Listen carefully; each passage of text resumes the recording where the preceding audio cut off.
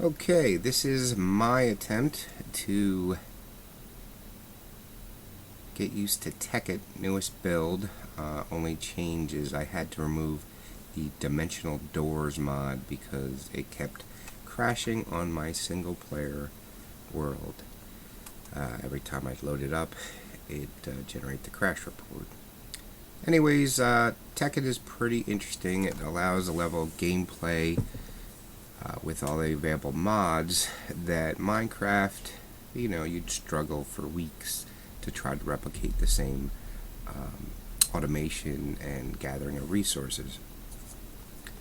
One of the neat things that I liked about right away about Tekkit was the mining laser. Quarries are fun, mining turtles are fun, but for a unmonitored resource, to go ahead and get all of the ores, nether and vanilla, you can set these devices up. They take a lot of power. I've been playing with the configuration back and forth, but it seems like only 2 pre-chargers maxed out with power are required to get it running efficiently. I tried separating power as this one is set up with 1000 MJ output, 1000 RF output, but it doesn't produce any energy into the precharger for some reason. I am not sure why. I have set up some of these advanced solar panels from buildcraft mod. They work, but they put in volts, and I'm not too sure of what the conversion to either RF or MJ is. My first source of power was the steam dynamos. They work pretty good. I've been using charcoal as the fuel source, and I have the aqueous accumulators under in the water. They need 2 sides, need to have water input to produce power. For these arrays of steam dynamos, I had to install 4 aqueous accumulators because I have 10 dynamos in a row and a total of 4, so 40. It's a pretty tight arrangement. Works out well with Emmy's export buses, putting the coal in, and of course regular golden ductwork to provide the water so it doesn't have any impedance slowing down with the other fluid pipes. I just got comfortable with these, so these are the ones I've been using. Once again, I am pretty new. These resin energy cells I had while I was building power up. I kept losing power, so I was trying to monitor how much power I had going. I started out with just these. Well, originally I had 2 and then 3 harvester fertilizer combinations to generate the logs to give me the coal or charcoal. I use these automated furnaces where I just have the input side saying put all the harvested oak wood in. Keeps it stacked most of the time.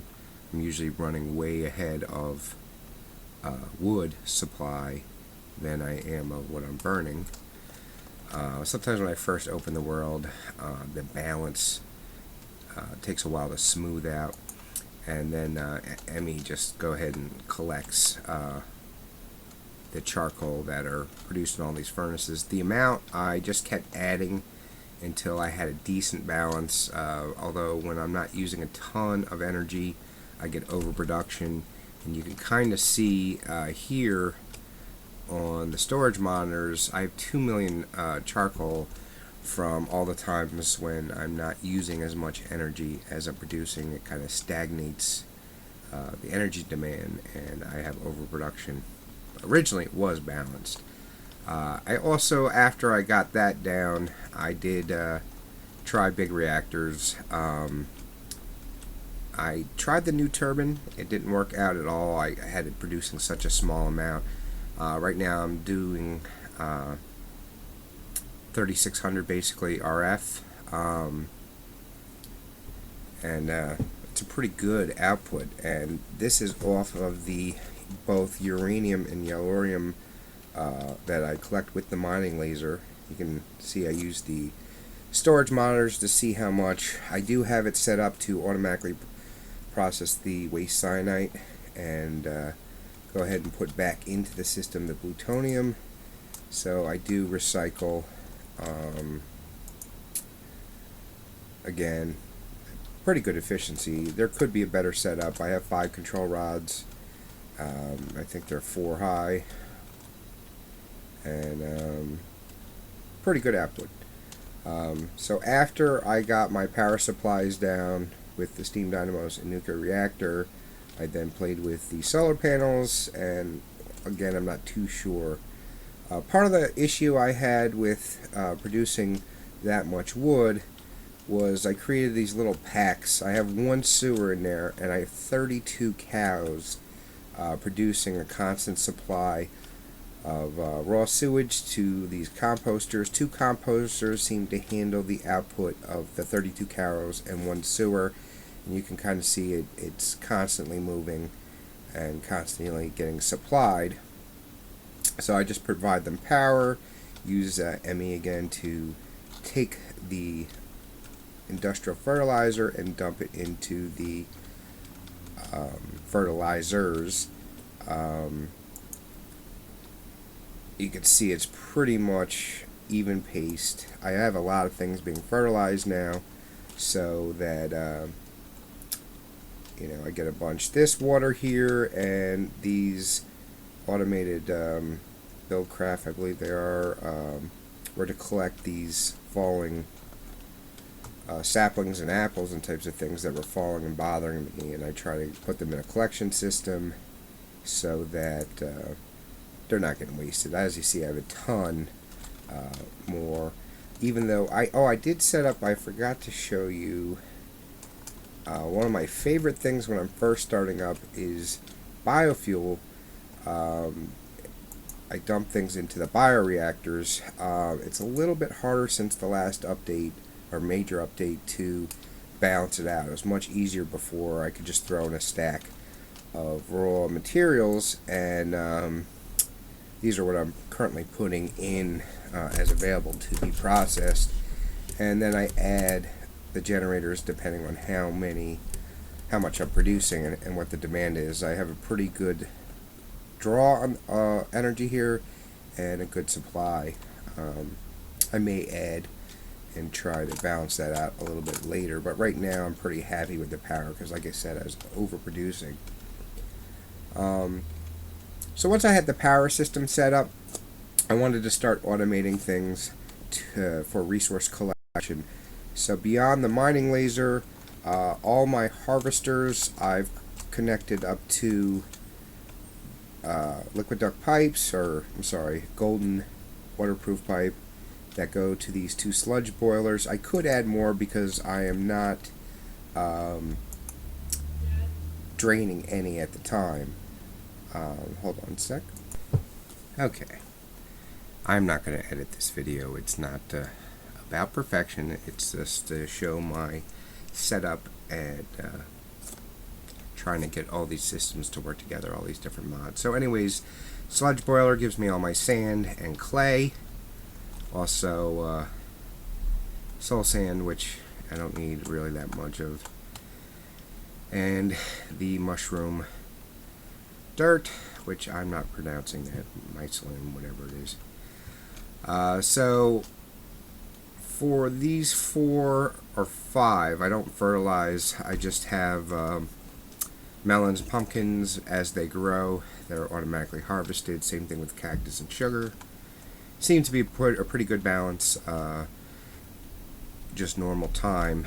I do have this device, 30 thermal expansion, autonomous activator, and I have it set up to receive bone meal.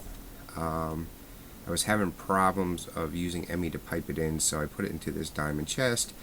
Use this wooden pipe supplied by, I did have it powered by my regular energy pipes here from thermal expansion, redstone energy conduits, but I only need it to go so fast. So I get red and yellow dyes plus more seeds, but I'm not really worried about the seeds. I get plenty from my little wheat crop over there, which is definitely overproducing.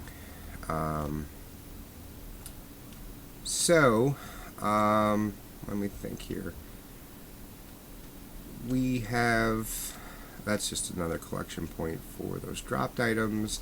These are all of my sewage captive places. I set up a whole bunch more because I was adding as needed. If I think I'm drawing too little, then I'll add more in. I do have one farm set up for the rubber trees, way too much, and you'll see that in a little later when I open up my inventory in my ME system. So eventually I got to the point where I wanted to start collecting animal materials. I set this first pot up with I believe 20 cows in here, and I have an automatic breeder in here to, oh, that's the rancher collecting milk. I don't have a ton of use for that, but I do collect some. So I get the wheat from that farm. It's full. Every time it's ready, it'll go ahead and capture all of the babies. I have a chronotyper in the middle. It moves the babies into here. This pod is the only one I set up with a automatic veterinarian, and oh, that's the slaughterhouse on this side. The veterinarian must be on this side. Yes. It took a little bit of crafting to have it automatically produce the syringes with the golden carrot juice to have them grow. I set it up to only turn on with a signal. I'm going to add a signal emitter to see how much of the raw meat I have, whether or not I want them to automatically activate. But I'll turn this to this now, and you should, if I get up there fast enough, be able to see some of the animals starting to grow to full size. You can kind of see them, they're a little packed in there now, and then being killed by a slaughterhouse, not a grinder, for this one, because this setup, I wanted to get the pink slime and liquid meat going into the meat packer, so I get liquid, I get the nuggets, and I have a furnace that automatically cooks the nuggets, but I don't need as much as I have right now, so I'm going to go ahead and turn that off, and I will put a level emitter later on, so that there. I do collect mob essence and sewage. It's separated by the liquid router. The sewage goes back to the composters. I originally set this up with a tank. It takes a long time to produce a decent amount of mob essence, but with these other ones that are just breeders, chronotypers, and grinders, as soon as the sheep grow up in this side, they go ahead and get killed. I get wool from them. I've been having problems with the chickens. I have to clear it out, basically just do a reset. I don't know why the chronotyper has a hard time moving the chickens. It does it and then it stops working. But the sheep and these cows, where I can get leather, works fine. So that's a good setup. I use all this collected mob essence. I have gas for gas tiers on this bottom level. You can kind of see my blaze in there, and all I have set up in the middle is a auto spawner with a safari net. Just went to the Nether, captured one, and brought it in here, put it in there, and as it gets mob essence eventually, it does take a while, it'll go ahead and fill up. And then I have the grinder in here, captured some of the mob essence. I could do a little bit better setup to balance out all these levels for the mob essence, but I'm pretty happy with it right now, and it's producing a decent amount of resources. I have pink slimes. I don't know why I set that one up. I thought I could only use I thought I could use pink slimes everywhere I used green, but there was only a couple recipes. I was a little upset by that. Ender, I don't see any right now, but they'll pop up once we get enough juice. Spiders, I think those are up top. One of these is green slimes. Now, I built all these upper layers 5x5, the grinder area, but then I was having some things pop out, so I kind of added this shell so I would stop getting things spawning outside. And this has been working pretty well without having me anything come out and kill me when I switch back to survival. Again, this is all connected with the export buses and ME interfaces. ME interface has been the easiest way to collect things instead of using the precision or fuzzy import bus, because I don't have to set what collects. So now when other things that I don't have being spawned by the auto spawners appear, whether they be zombies or creepers or anything like that, they get killed by the grinder and I get those resources too. It's minimal, but it's pretty good. I was learning as I went. I wanted a lot of these ores to auto process for me. So you see I'll have copper ore on this side. This is the induction smelters, and then on this side it would fill it with sand. One or two of these I have set up to use rich slag and sand, whatever it has. This one has cinnabar. Seems to work to have that extra output. Instead of just 2 being produced, I get 3. I finally learned how to use the pattern encoders so I can craft these more advanced ores or items that need to be cooked with other items. Like this is 8 pulverized obsidian and 1 lead, as I was able to test it. So this whole bank set up either pulverizes or cooks. These are powered furnaces. Those are that tall row is pulverizers, and like I said, I finally learned how to use the level emitters. So this is set up for 1,000 glowstone. Go ahead and chomp the rest into glowstone dust. Glowstone dust, once I have over 1,000 in my inventory, will come out to magma crucible. As you can see, it's all stocked full, so I'm not even cooking any right now. Fills up my tank, storage purposes wise, and then I have it set up to automatically, as I craft them, give me, in this case, a glowstone illuminator fills with a aluminum frame and gives me 1 full. And I can show you a request real quick for that. I think I have 1 in inventory right now. When I tested it, yeah, there it is. But if we go to the craftable, where is it? Craftable. If I go ahead and click on the, where is it?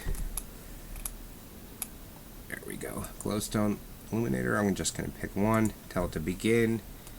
I can go to my crafting monitor because it has to build 1 and then put it in. Oh, it already produced, so we'll go down and I'm still do craftable. Now I have 2. So some of my encoded patterns, I build it just like you would in a regular crafting table, or sometimes I put the piece and the output, encode the pattern, and put it in the pulverizer or induction smelter or furnace, and that sets up to be automatically available via those devices, machines, to become craftable, which is pretty nice to get, let's say, glass or even oh no, bone meal is a regular crafting item. Doesn't need to be cooked to be processed. Excuse that alert on my cell phone. So all these patterns have to be individually programmed in, even the basics. Sometimes it's multi-stepped. The reason the order is weird is because as I needed something coded, you can kind of see where I went through the steps to get it built, what things I needed. I'm gonna have to spend a lot more hours doing more, but I have a bunch of a little bit of AE, ME controller stuff, buildcraft, and thermodynamics, and I'm adding as I go. So what we got is a system that's self-sufficient on power, self-sufficient on resource collection, and self-sufficient on processing and crafting. And once I get it all programmed, I really won't have to worry. I'll switch back to straight survival and start doing my Galacticraft build. Although on this current version, both the Galacticraft refinery and the was it thermodynamics? Let's see, who was it? That was the other refinery.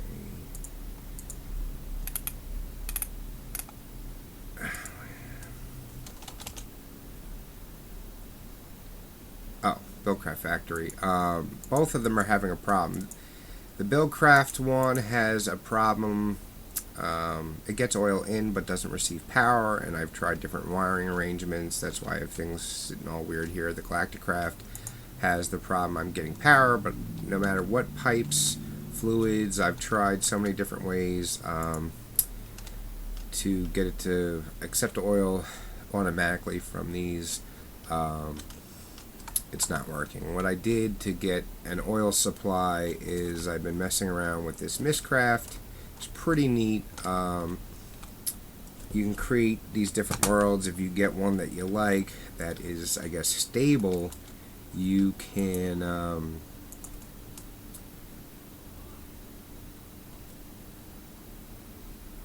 that's not it. Nope.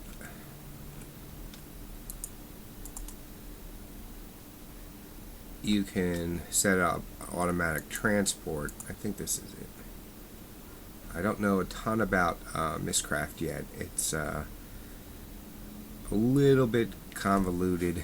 I think I'm lagging my system out between the video recording and the creation of the world. So let me go ahead and hit pause till this loads.